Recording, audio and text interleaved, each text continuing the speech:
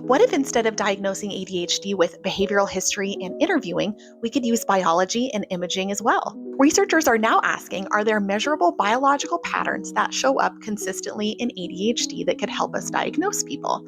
Not to replace our current diagnosis standards, but to add some clarity and precision. And this review looked at multiple types of potential ADHD biomarkers studied over the last few years. That includes EEG brainwave patterns, eye tracking, genetics, inflammatory markers, and metabolic profiles. And the key takeaway is that there's no single ADHD biomarker, which we already kind of knew, but there are patterns that repeat across studies. And one of the most consistent findings was variability. So ADHD brains tend to show more moment-to-moment fluctuation in attention, neural timing, and signal to noise.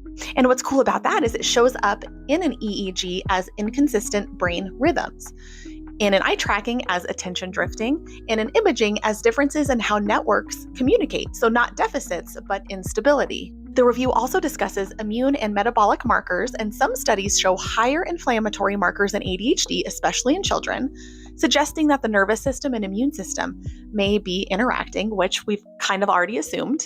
And again, like one of my previous videos, this doesn't mean that ADHD is caused by inflammation, but inflammation may influence how efficiently brain signals are regulated. And the authors are very clear that this is not currently a diagnostic system that people are using, but it does point towards ADHD being a whole body neurodevelopmental pattern involving the brain signaling, genetics, regulation. And so the goal isn't labeling more people, it's understanding ADHD with more accuracy, less shame, and hopefully women might be diagnosed more accurately.